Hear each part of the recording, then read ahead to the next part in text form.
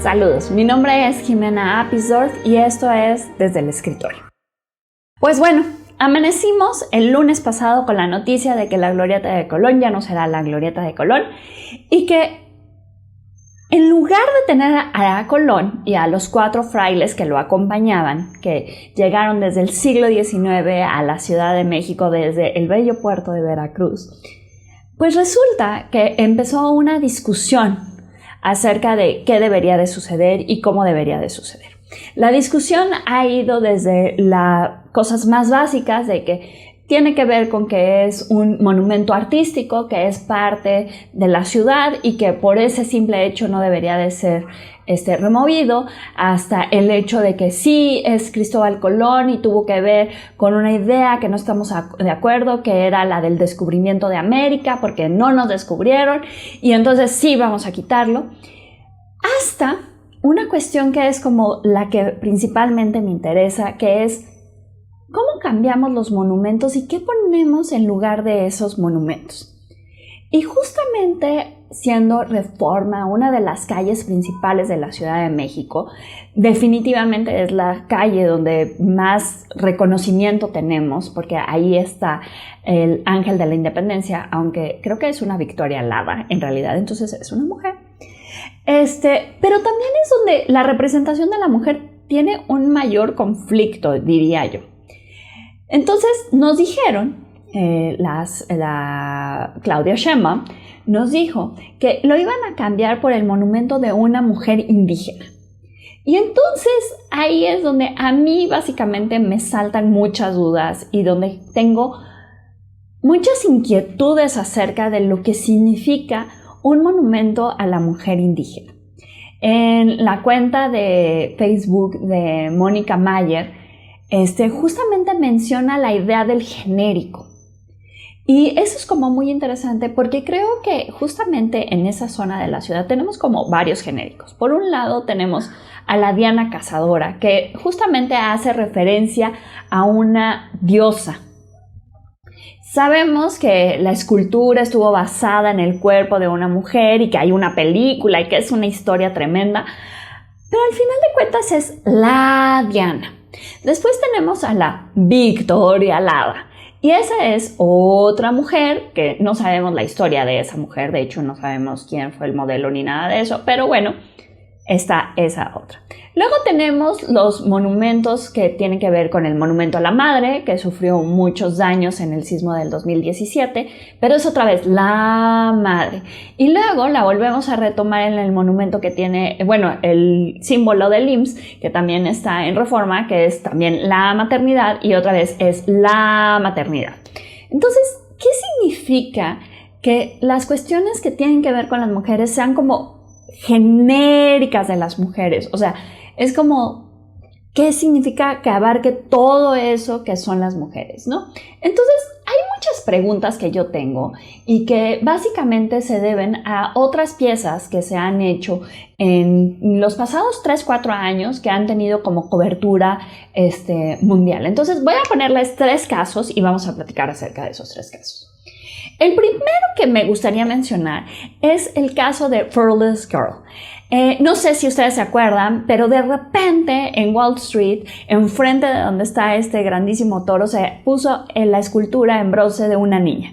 Y la niña está como en postura así como de echada para adelante, de valentía, y que hasta cierto grado es como una cuestión de ponerse al tú por tú con las ideas que teníamos concebidas de lo que tenía que ser la sociedad fuerte como el toro, pero que al final de cuentas han traído como una serie de problemas muchísimo más grandes que hemos estado viviendo en los últimos años.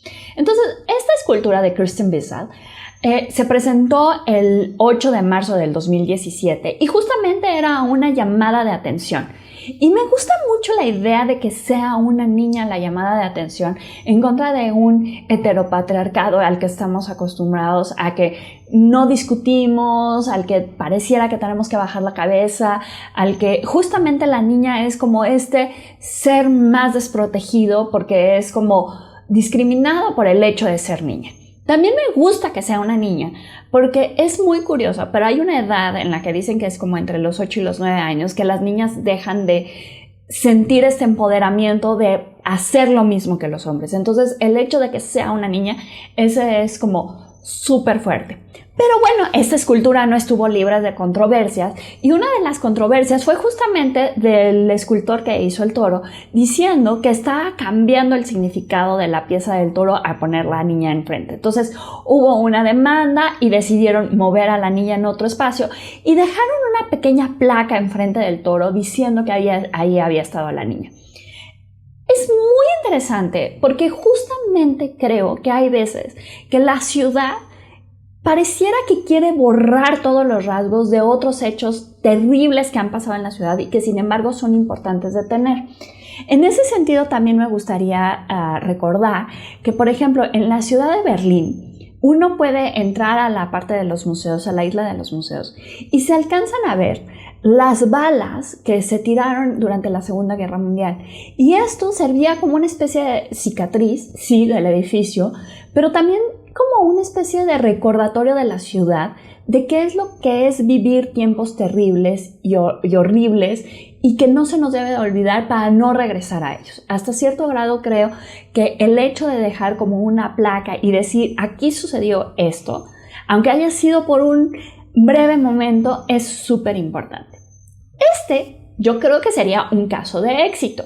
Pero la verdad es que fue como un poco, no sé, creo que todos tenemos como la impresión de que fue así como, que no fue algo planeado por el gobierno ni por otras organizaciones, sino simplemente surgió. En contraposición a esa pieza, quisiera hablar de otra pieza que es Medusa con la cabeza de Perseo. Y esta pieza se presentó el año pasado, el 2020, enfrente de la Corte de Justicia criminal también de la ciudad de Nueva York. Y entonces aquí nos encontramos varios problemas que son problemas que tengo miedo que vayan a suceder aquí en México. El primer problema fue que la escultura fue realizada por un hombre, por Luciano Garbati.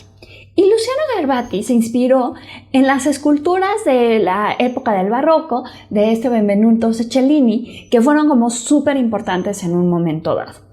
Pero la idea en la que nos presenta la Medusa es donde está el problema. Medusa, hemos sabido ya hoy con el tiempo y con la rectificación de la mitología, bueno, siempre se ha sabido, pero ahora ya somos más conscientes de que Medusa no es este monstruo horrible, malvado, sino más bien es una mujer que ha sido víctima de varios abusos. El primer abuso fue que ella era como parte de la corte de Atenea y Atenea exigía que todas las mujeres que estuvieran en su corte tenían que ser castas y tenían que ser puras, y de repente un día Poseidón la vio y dijo, ¡ah, qué mujer tan guapa! Y ¡boom! Y la violó. Y en ese momento Atenea se enojó tanto con ella que decidió exiliarla y mandarla y hacerla un monstruo malvado, porque aparte, una cuestión, no me acuerdo bien quién fue, que le cambió el cabello porque tenía el cabello más bonito que una de las diosas. Entonces la diosa se enojó y dijo, te voy a cambiar el cabello, y le hizo el cabello de serpientes. Entonces tenemos a una mujer que fue violada, que fue gaslighteada, que fue ghosteada, y después llega otro y la quiere matar, que es justamente Perseo.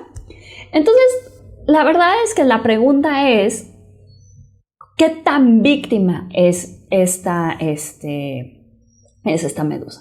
Entonces la escultura básicamente es de una mujer desnuda que cumple como con la idea de la belleza occidental tradicional, pero aparte no es la belleza occidental tradicional del barroco, sino es la belleza occidental tradicional de hoy en día, porque la verdad es que tiene un cuerpazo. Y entonces camina segura con la cabeza de Perseo, ¿no? Y entonces dicen que es una referencia porque ahí enjuiciaron a Harvey Weinstein, y entonces es una referencia del Me Too. Y entonces la pregunta es, ¿por qué una víctima tendría que salir desnuda a cortarle la cabeza a otro que no fue su principal acosador o atacante? Entonces empezaron a haber como muchas preguntas al respecto, y lo curioso es que esta escultura la hizo en el 2008 Y justamente ahí fue cuando se la pidieron y le dijeron, oye, vamos a ponerla aquí. Y dijo, ay, sí, vamos a hacerla.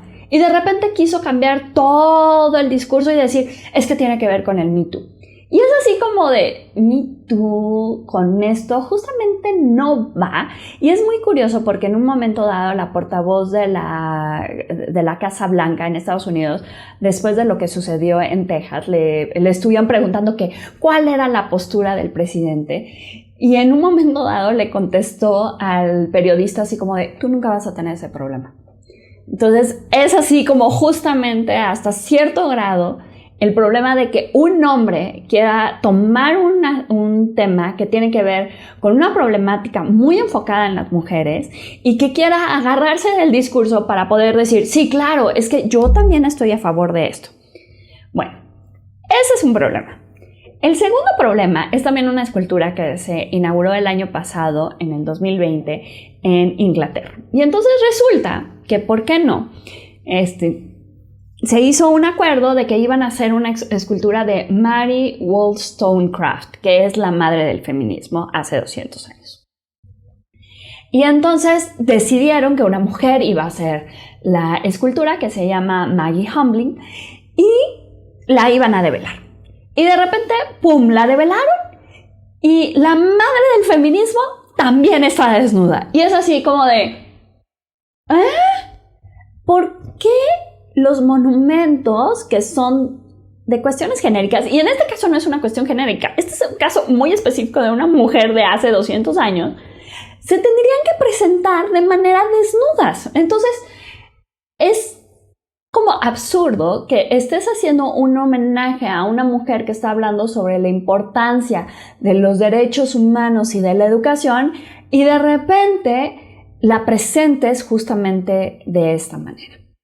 Entonces nos enfrentamos a estas problemáticas de qué significa que vayan a hacer la escultura de una mujer indígena. Y aparte es como muy curioso porque de repente dicen, es una mujer indígena olmeca, y es como si estuviéramos hablando como de muchos tiempos diferentes, porque los olmecas hoy en día ya no existen, y quieren hablar como de la mujer original, pero es así como de, está un poco extraño, porque me pregunto cuáles serán como los valores de esa mujer original, y hasta cierto grado, las cuestiones que tienen que ver con las cuestiones de lo indígena, ¿no? Nos estamos quejando de que Cristóbal Colón no descubrió América, y por el otro lado estamos ocupando la palabra indígena, que es una palabra que se empezó a ocupar en el siglo XIX para decir una característica de una mujer que ha de haber vivido hace miles de años. Entonces,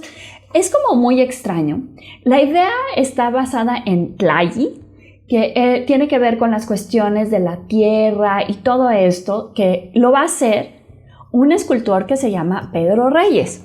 Entonces es así como de, O sea, la escultura que tiene que ver con la representación de una mujer indígena, que es sobre los orígenes, ¿la va a hacer un hombre? Sí, la va a hacer un hombre. La va a hacer un hombre que aparte es un hombre súper privilegiado y súper talentoso, pero al final de cuentas no creo que sea la mejor opción para realizar este monumento, y más otra vez regresando al punto de que qué significa estas cuestiones hoy en día, y que nos parten también la pregunta de lo que sucedió con la pirámide en el Templo Mayor, la pirámide del Templo Mayor en el Zócalo, que los pueblos indígenas empezaron a reclamar que sí, claro, o sea, estás venerando esa imagen del Templo Mayor, pero resulta que no das posibilidades ni acceso a los fideicomisos a los pueblos indígenas que hoy en día siguen siendo parte de la población y que son un 6.5% de la población. Entonces, en algún momento, en algún lado leí así como de veneran al indio muerto, pero no ayudan al indio vivo. Y justamente la pregunta es cómo podríamos hacer esta representación. ¿Quién tendría que ser la imagen de la representación? Y por el otro lado, vamos a no meternos en ese problema, pero viene la cuestión de la Constitución de la Ciudad de México, que tenía que ver con una cuestión ciudadana y que invitaba a los ciudadanos a participar en esta toma de decisiones. Entonces, Hay muchísimos problemas alrededor de esta escultura. Lo más seguro es de que quién sabe qué es lo que vayan a presentar, pero voy a ser sincera, no creo que nada vaya a ser satisfactorio para todos los grupos. O sea, creo que va a haber como muchas quejas desde muchos puntos, desde muchos puntos. Y creo que va a haber como preguntas de si va a guardar el pedestal, si tiene que ser figurativa o abstracta, que en ese sentido hay muchísimas mujeres escultoras mexicanas que trabajan la cuestión de la abstracción y que podrían hacer algo que fuera totalmente diferente con el recorrido que estamos acostumbrados a ver en Reforma. ¿Cuál va a ser el material y cuál va a ser como la idea primigenia de esta pieza? Y finalmente, la que a mí más me preocupa es, ¿va a estar desnuda o va a estar vestida? Porque perdón, es una pregunta que a mí sí me concierne y que sí me genera como mucho conflicto. Bueno, este video ya quedó muy largo y les pido una disculpa, pero espero que podamos seguir la discusión y cualquier cosa, pues nos vemos por aquí. Mi nombre es Jimena Pizorf y esto es Desde el Escritorio.